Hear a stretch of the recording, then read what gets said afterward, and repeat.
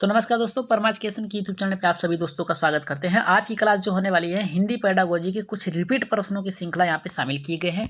जो भी C TET में याद रखिएगा, सी टेट में जितने भी यहाँ पे 3 से 4 बार रिपीट हुए हैं प्रश्न उनको शामिल किया गया है। कम से कम ये 3-4 बार रिपीट हुए हैं प्रश्न, याद रखिएगा।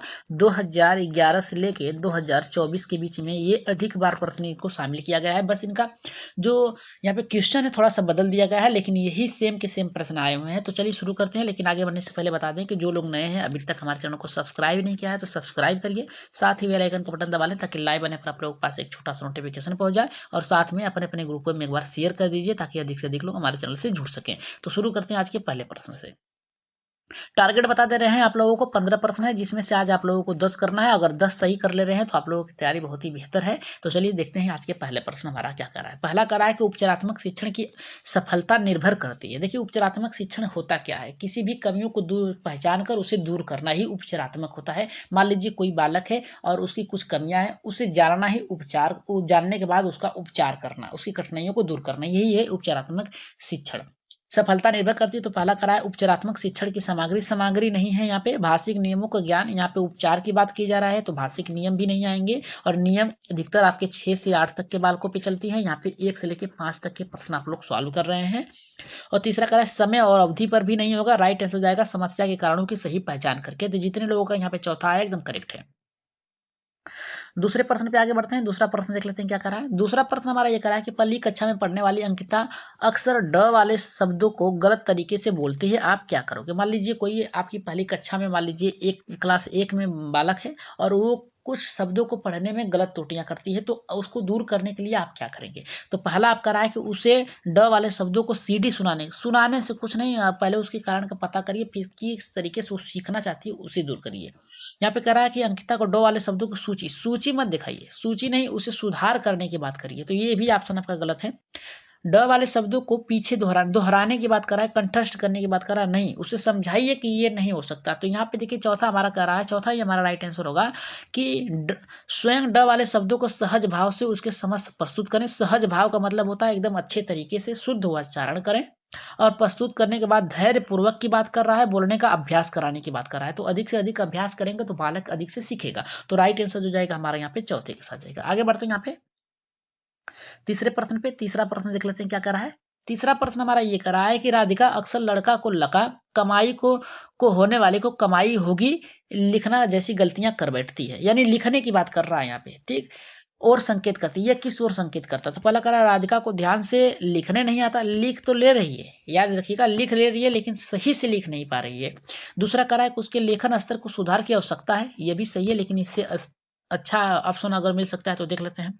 राधिका को मात्राओं का ज्ञान नहीं, मात्राओं का ज्ञान है तभी तो कमाई लिख रही है, ठीक। और यहाँ पे कह रहा है हमारा चौथा, राधिका को विचारों की तेज गति के साथ उसकी लेखन लेखन नहीं पता चल पाती है। तो राधिका देखिए क्या करिए, जो उसका विचार है और जो लिखना उसके साथ मेल नहीं बैठ रहा है, इसलिए हम कह सकते हैं कि राइट आंसर जो जाएगा हमारे यहाँ पे चौथे के साथ जाएगा। राधिका को विचारों की तेज गति के साथ उसकी लेखन नहीं चल पा रही है, मतलब वो सही लिख रही है लेकिन लिख नहीं पा रही है सही से। उसकी गति जो है और लिखने की गति, ये दोनों सेम नहीं हो पा रही है, मैच नहीं कर पा रही, इसलिए चौथा हमारा सही होगा।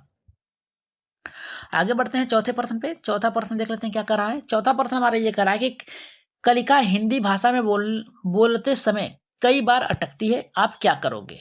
तो ये प्रश्न जो है आपका सी टेट में आया 2012 में, और 12 से लेकर लगभग 3 बार ये प्रश्न आ चुका है। तो यहाँ पे कह रहा है हमारा कि उसे प्रवाहपूर्ण अभिव्यक्ति के नमूने सुनाने के लिए कहेंगे और उसे हूबहू ऐसे ही बोलना। हूबहू का मतलब दोहराने की बात कर रहा है, ठीक है, दोहराने की बात कर रहा है ये। तो ये देखिए आपका गलत है, दोहरा नहीं सकते हैं। कक्षा में बाकी बच्चों से कहेंगे कि कल का समझ प्रवाह अभिव्यक्ति के नमूने प्रस्तुत करने के नहीं। यहाँ पे देखिए, यहाँ पे अटकती है बोलने में, ठीक है। और यहाँ तीसरा करा है कि कक्षा में केवल बालिकाओं को, देखिए केवल शब्द दिया है, ये भी नेगेटिव है, इस आधार पे हम कह सकते हैं चौथा हमारा सही होगा। धैर्य रखते हुए उसे सहज अभिव्यक्ति के साथ उत्साहित करेंगे कि तुम सही कर सकते हो, इसलिए हम कहेंगे कि ये सही हमारा होगा चौथा।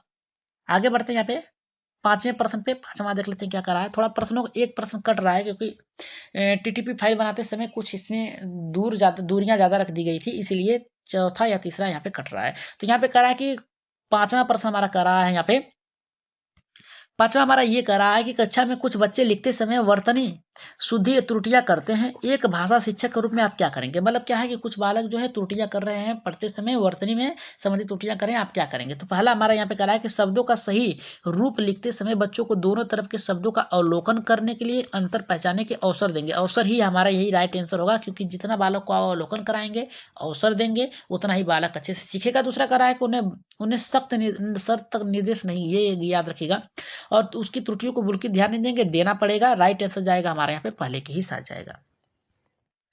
और यहाँ पे हमारा छठा क्या कर रहा है, थोड़ा सा देख लेते हैं। छठा हमारा ये कर रहा है कि यहाँ पे नासिरा पढ़ते समय अनेक बार अटकती है, उसे पढ़ने में कठिनाई होती है, उसकी समस्या का मुक्त डैश से संबंधित है। किससे? पढ़ने से संबंधित है तो पठन होगा, या फिर हमारा कह रहा है कि बुद्धि लब्धि से होगा, डिसलेक्सिया, डिसलेक्सिया से ही होगा हमारा। राइट आंसर जाएगा यहाँ पे तीसरे के साथ जाएगा, पढ़ने से है। आगे बढ़ते हैं यहाँ पे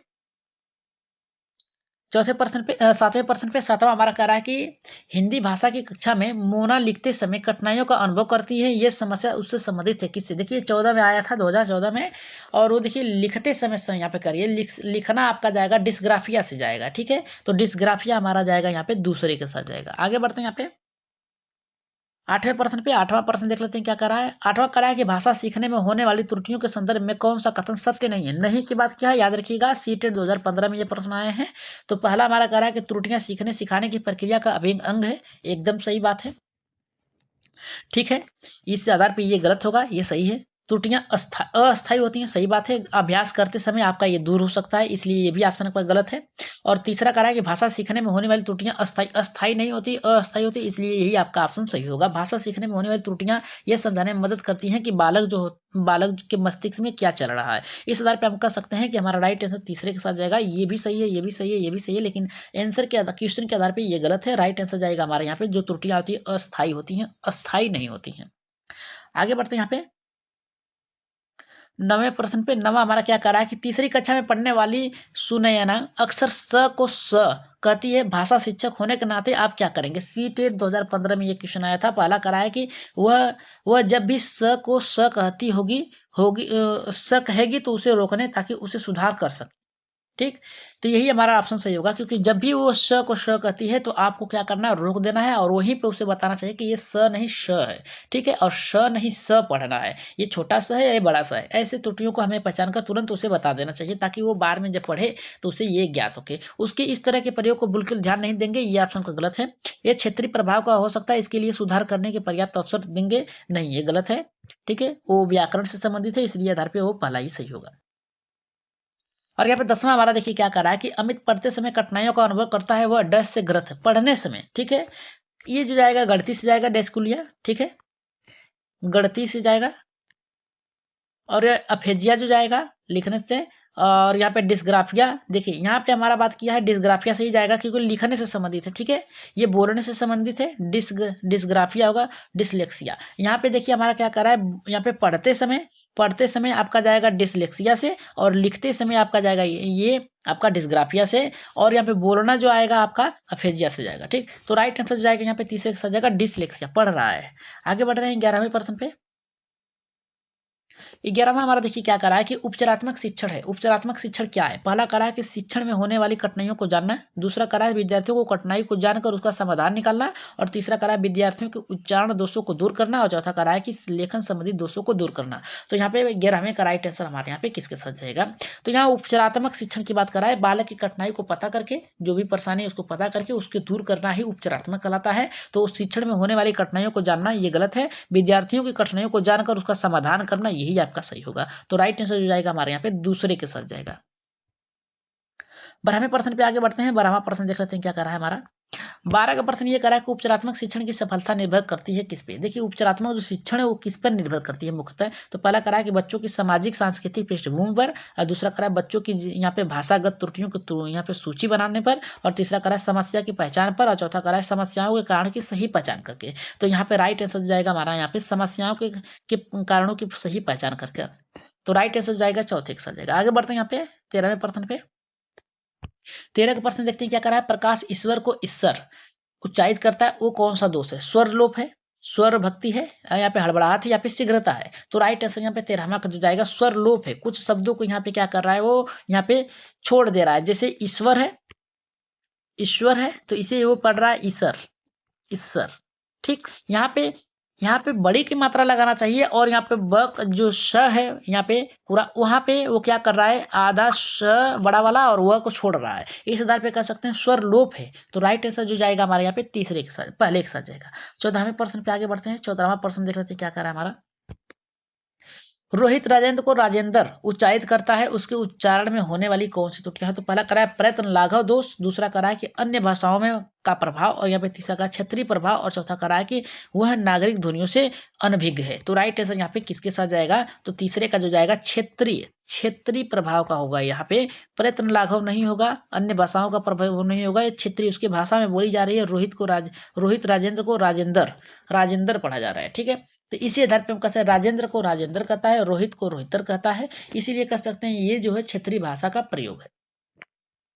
आगे बढ़ते हैं। आज की क्लास का लास्ट प्रश्न, जो कि आप लोगों को इसका उत्तर देना है कमेंट बॉक्स में। कह रहा है कि शक्ति को शक्ति कहना किस प्रकार की उच्चारण दोष है। ये ऑप्शन का उत्तर आप लोग कमेंट बॉक्स में देंगे। ठीक है, कमेंट बॉक्स में इसका उत्तर देंगे कि इसका राइट आंसर क्या होगा। स्वर अगम होगा, स्वर भक्ति होगा, स्वर लोप होगा, या फिर इनमें से कोई नहीं। तो पहला सही होगा, दूसरा सही होगा, तीसरा या फिर चौथा। जल्दी से शक्ति को शक्ति कहना किस प्रकार के उच्चारण दोष से संबंधित है, तो इसका राइट आंसर आप लोग कमेंट बॉक्स में दीजिएगा। और आज की क्लास आप लोगों को कैसी लगी, कमेंट बॉक्स में राय सुझाव मत जरूर दीजिएगा कि आज की क्लास आप लोगों को कैसी लगी। कुछ प्रश्न यहाँ पे जो थे, जो कि आपके नीचे से कट जा रहे थे, लेकिन अगली क्लास में वो उससे दूर किया जाएगा। तो आज की क्लास के लिए आप लोग क्या करिएगा, सब्सक्राइब कर लीजिएगा जल्दी से, और शेयर कर दीजिएगा अपने अपने ग्रुपों में। शेयर करने के साथ साथ लाइक जरूर करिएगा। और पीडीएफ प्राप्त करने के लिए आप 82 99 52 49 41 पे मैसेज करिएगा। आप लोगों को क्या है, पीडीएफ उचित मात्रा में मिल जाएगी। जो भी आप लोगों को किसी भी प्रकार के मटेरियल चाहिए वो आपको मिल जाएंगे।